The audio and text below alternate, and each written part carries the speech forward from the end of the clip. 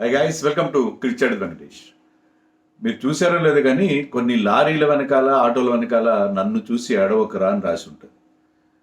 అంటే కొంతమంది ఎలా ఉంటారంటే వాళ్ళ సంగతి వాళ్ళు చూసుకోరు, వాళ్ళకున్న లూప్ హోల్స్ కానీ వాళ్ళకున్న ప్రాబ్లమ్స్ చూసుకోరు, వేరే వాళ్ళ మీద పడి ఏడుస్తూ ఉంటారు. దాంట్లో ఫస్ట్ ఉండేది ఎవరంటే ఇంగ్లీష్ వాళ్ళు. మన క్రికెట్లో మన ఇంగ్లీష్ మీడియా కానివ్వండి, లేదా ఇంగ్లీష్ మాజీ ప్లేయర్స్ అని వీళ్ళు ఎప్పుడు ఇండియా మీద పడి ఏడడం అనేది వాళ్ళకి ఉన్న ప్రధాన లక్షణం. పర్టికులర్ ఇండియా అంటేనే వాళ్ళకి చాలా చాలా జలసి, కుళ్ళు. తెలుగులో చెప్పాలంటే, అచ్చ తెలుగు చెప్పాలంటే కుళ్ళు.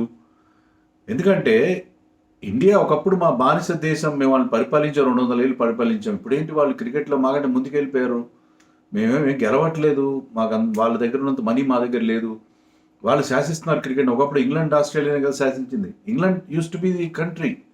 First test match Australia Melbourne cricket గ్రౌండ్లో జరిగింది, ఫస్ట్ వన్డే అక్కడే జరిగింది.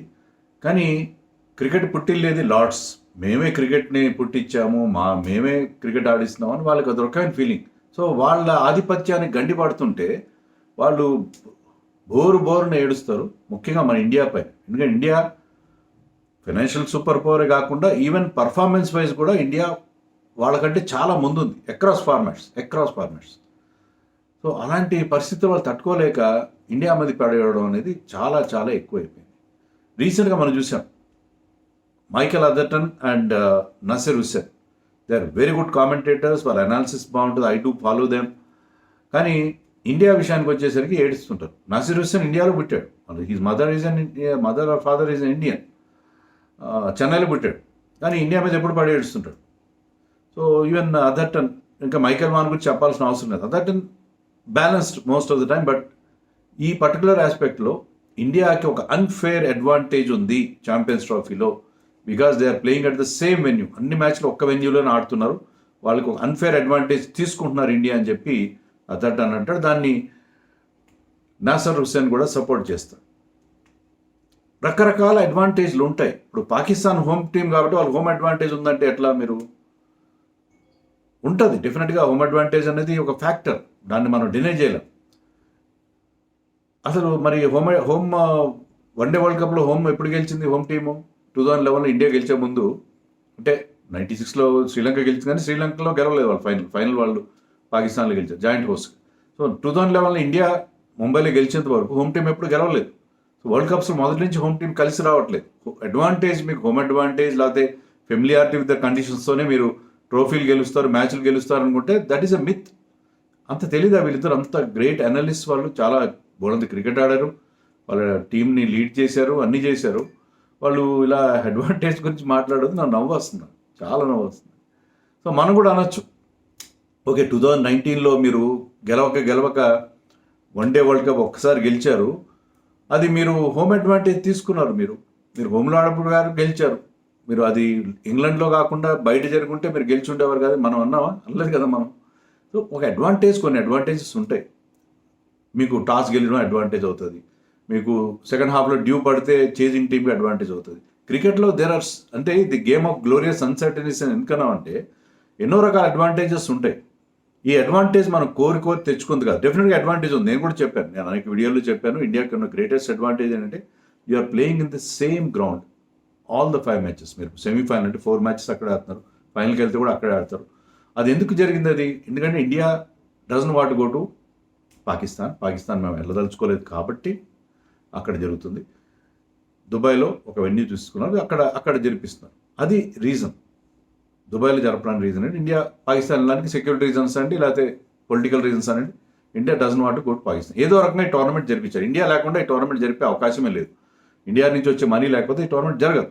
అందుకని ఇండియా ఉండడానికి ఈ రకమైన ఒక కాంప్రమైజ్ ఫార్ములాగా, ఒక హైబ్రిడ్ మోడల్లో ఇండియా మ్యాచ్లన్నీ దుబాయ్లో జరిగేట్టుగా పెట్టినప్పుడు మరి వాళ్ళకి అబ్జెక్షన్. దుబాయ్లోనే ఎందుకు పెట్టారంటే లాజిస్టిక్స్ అనేవి ఉంటాయి, లాజిస్టిక్స్ అనే ఫ్యాక్టర్స్ ఉంటాయి. లాజిస్టిక్స్ ఏంటంటే దుబాయ్లోనే పెడితే టెలివిజన్ బోర్డులన్నీ కొన్ని వేల మైళ్ళ కేబుల్స్ ఉంటాయి, టెలివిజన్ కేబుల్స్ ఉంటాయి. ఆ టెలివిజన్ అరేంజ్మెంట్స్ చేయాలి. అది దుబాయ్లో, షార్జాలో, అబుదాబిలో ఒక మ్యాచ్ పెట్టారనుకోండి, మళ్ళీ అందరినీ అక్కడ మూవ్ చేయాలి, టెలివిజన్ క్రూ మూవ్ చేయాలి, మళ్ళీ అక్కడ ఏర్పాట్లు చేయాలి. సో లాజిస్టిక్స్ అంటే ఈ ట్రావెలింగ్, తర్వాత ఈ అక్కడ గ్రౌండ్ లెవెల్లో చేసే ఏర్పాట్లు ఒకే వెన్యూలో పెట్టేసి 5 మ్యాచ్లే కదా. ఇండియా 3 మ్యాచ్లు ఆడతారు, ఇమీడియట్ సెమీస్కి వస్తే సెమీస్ ఆడతారు, final with lot of gaps కూడా ఉన్నాయి. సో ఒకే వెన్యూలో పెడితే అందరికీ సుఖం, ఆర్గనైజర్స్కి సుఖంగా ఉంటుందని చెప్పి ఆ రకంగా పెడతారు. సో ఆ లాజిస్టిక్స్ దృష్టిలో పెట్టుకుని ఒకే వెన్యూలో పెట్టి షార్జాలో పెట్టలే కాదు, షార్జాలో పెడితే మళ్ళీ ఒక్క మ్యాచ్ కోసం మళ్ళీ షార్జా పంపించారు, మళ్ళీ ఇక్కడ వెనక్కి రావాలి, ఇదంతా లేకుండా పెట్టారు. దీనివల్ల ఇండియాకి అడ్వాంటేజ్ ఏమైందంటే డెఫినెట్గా ఆ గ్రౌండ్లో ఆడిన ఆ కండిషన్స్ తెలుసు, వెదర్ తెలుసు, మీకు యాంగిల్స్ తెలుసు, ఇటువైపు కొడితే బౌండరీ వస్తుంది, ఇలా కొడితే యాంగిల్స్ చాలా ముఖ్యం, బౌలర్కైనా యాంగిల్స్ ముఖ్యం.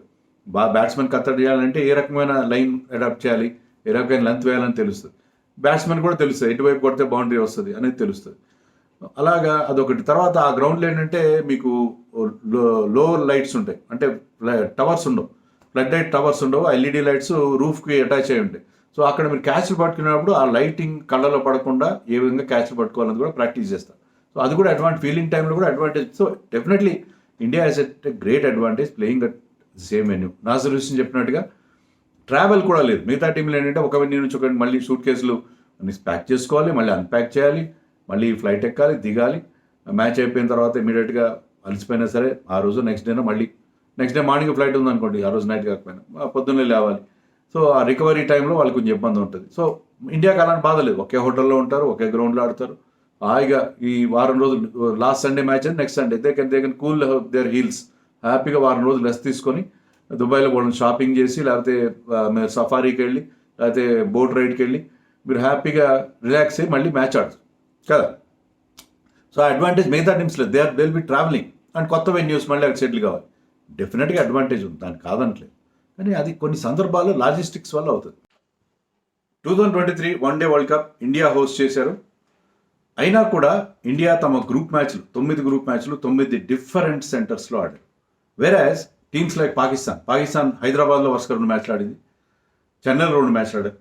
అలాగే న్యూజిలాండ్ చెన్నైలో వరుసగా 2 మ్యాచ్లు ఆడారు, ధర్మశాలలో 2 మ్యాచ్లు ఆడారు, ఆస్ట్రేలియా లక్నోలో 2 మ్యాచ్లు ఆడారు. సో వాళ్ళకి అందరికీ అడ్వాంటేజ్ ఉందని మనం ఇప్పుడు అనలేదే. ఇండియా ప్రతి గ్రూప్ మ్యాచ్కి వేరే సెంటర్స్కి వెళ్ళి ఆడారు, 9 సెంటర్స్. ఎందుకంటే ఇండియా మ్యాచ్లకి ఎక్కువ వ్యూయర్షిప్ ఉంటుంది, ఎక్కువ గేట్ కలెక్షన్ ఉంటుంది చెప్పి అందరూ అన్ని క్రికెట్ అసోసియేషన్స్ని ఫేవర్ చేయడం కోసం ఇండియాని 9 డిఫరెంట్ సెంటర్స్ తిప్పారు. కానీ వేరే టీమ్స్ ఒకే వెన్యూలో కూల్గా 2 మ్యాచ్లు ఆడి అక్కడే వాళ్ళు సెటిల్ అయ్యి వాళ్ళు చేశారు. సో అది లాజిస్టిక్స్, ఇదంతా లాజిస్టిక్స్ తప్ప మరేది కాదు. సో వాళ్ళకి ఏర్పాట్లు, హోస్ట్ నేషన్ వాళ్ళకుండే ఆ లాజిస్టిక్ ప్రాబ్లం, వాళ్ళకి ఆ ట్రావెలింగ్ వాటికి సంబంధించి ఈ రకమైన నిర్ణయాలు తీసుకుంటారు, వాళ్ళకున్న స్పెషల్ కన్సిడరేషన్స్. అంతేగాని అది అడ్వాంటేజ్ అప్పుడు మనం అనలేదే. పాకిస్తాన్కి 2 మ్యాచ్లు ఒక చోట ఆడుతున్నారు, వాళ్ళ కండిషన్స్ తెలుసు, ట్రావెలింగ్ తక్కువ అయిందని అప్పుడు మనం అనలేదే. న్యూజిలాండ్ గురించి అనలేదే, ఆస్ట్రేలియా గురించి అనలేదే. So this has no meaning at all. ఏదో కారణం చెప్పి ఇండియా విజయాలని ఏదో తక్కువ చేసి చూపించాలన్న ప్రయత్నం తప్ప మరేమీ కాదని క్లియర్గా చెప్తున్నాను. ఇంకోటి కూడా నాసర్ హుస్సేన్ అన్నాడు, వాళ్ళకి దుబాయ్లో కండిషన్స్ తెలుసు కాబట్టి ఎక్కువ ఒక ఎక్స్ట్రా స్పిన్నర్స్ తీసుకున్న 4 స్పిన్నర్స్ని ఆడిస్తున్నారు. దుబాయ్లో కండిషన్స్ ఎలా ఉంటాయో మనకి క్వశ్చన్ మార్క్గానే ఉంది till we went there. UAE కోచ్గా చేసిన లాల్చంద్ రాజ్పూట్ అన్నాడు పేస్ బౌలర్స్కి అనుకూలిస్తుంది అన్నాడు. సో రకరకాల వెర్షన్స్ వచ్చినాయి. డ్యూ ఉంటుంది అన్నారు, తర్వాత చూస్తే డ్యూ లేదు. సో మనకేం అంత ఖచ్చితమైన ఐడియా లేదు. ఎందుకంటే ఇండియాకున్న స్ట్రెంగ్త్ బికాజ్ మనకి స్పిన్ బౌలింగ్ ఆల్రౌండర్స్ ఉన్నారు కాబట్టి వాళ్ళని రోహిత్ శర్మ కూడా క్లియర్గా చెప్పాడు, మాకు ఆల్రౌండర్స్గా తీసుకున్నాం తప్ప వాళ్ళు స్పిన్ బౌలర్స్గా తీసుకోలేదని చెప్పి. సో మన కన్సిడరేషన్స్ మనకున్నాయి, కానీ మనం ఏదో స్పెషల్ అడ్వాంటేజ్ తీసుకున్నాం. జైషా ఐసీసీ చైర్మన్గా ఉన్నాడు కాబట్టి ఇండియా అన్డ్యూ అడ్వాంటేజ్ తీసుకుందని చెప్పి వాళ్ళు కలర్ ఇచ్చే ప్రయత్నం పాకిస్తాన్ అది చేస్తున్నారు, ఇంగ్లీష్ వాళ్ళని అది చేస్తున్నారు. I want to tell Nassar Hussain and Michael Atherton very clearly, ICC చైర్మన్గా జైషా ఉన్నాడా లేదా అనేది తర్వాత సంగతి. అక్కడ ఎవరున్నా సీట్లో పాకిస్తానీ ఉన్నా, ఇంగ్లీష్ మ్యాన్ ఉన్నా, ఆస్ట్రేలియన్ ఉన్నా, ఎవరున్నా సరే ఇండియా చెప్పినట్టు వినాల్సిందే. ఎందుకంటే ఇండియా డబ్బులతోనే ఐసీసీ నడుస్తుంది, ఇండియా డబ్బుతోనే ప్రపంచ క్రికెట్ నడుస్తుంది. అంతేగాని ఇండియా అన్డ్యూ అడ్వాంటేజ్ తీసుకుందంటున్నా ఏమాత్రం కరెక్ట్ కాదు. ఇంకొకటి కూడా చెప్తాను, ఒకవేళ పాకిస్తాన్లో కనుక ఇండియా కనుక పాకిస్తాన్ వెళ్ళుంటే అప్పుడు కూడా ఒక్క వెన్యూలోనే ఆడుండేవారు మన వాళ్ళు. ఎందుకంటే మీరు చూడండి, they wanted to hold all India matches in Lahore. ఎందుకంటే అమృత్సర్ దగ్గర, మీరు అమృత్సర్లో ఉండండి, అమృత్సర్ నుంచి లాహోర్కి రోజు ట్రావెల్ చేయండి. అలాగైతే మీరు భువనేశ్వర్ నుంచి కటక్ ట్రావెల్ చేసి మ్యాచ్ ఆడతారు, అక్కడ వెళ్ళి ఆడండి, మీరు అక్కడ ఉండాల్సిన పని లేదని చెప్పారు. సో అప్పుడు కూడా ఇలాగే ఏడ్చుండేవారు, ఒక వెన్యూలో ఆడుతున్నారు, లాహోర్లో మంచి బ్యాటింగ్ పిచ్ ఉంది అని అప్పుడు అనేవారు. సో ఈ రకమైన ఆర్గ్యుమెంట్కి it has got no meaning at all, no meaning at all. లేటెస్ట్గా ఒక ట్వీట్ వచ్చింది, ఎవరిది, మైకెల్ అథర్టన్. మైకెల్ అథర్టన్ ఏమంటాడంటే, ఇంగ్లాండ్ ఓడిపోయిన తర్వాత, అవుట్ ఆఫ్ ఛాంపియన్స్ ట్రోఫీ అయిన తర్వాత, గత 2 ఏళ్ళుగా వైట్ బాల్ క్రికెట్లో మా వాళ్ళు బాగా ఆడట్లేదు,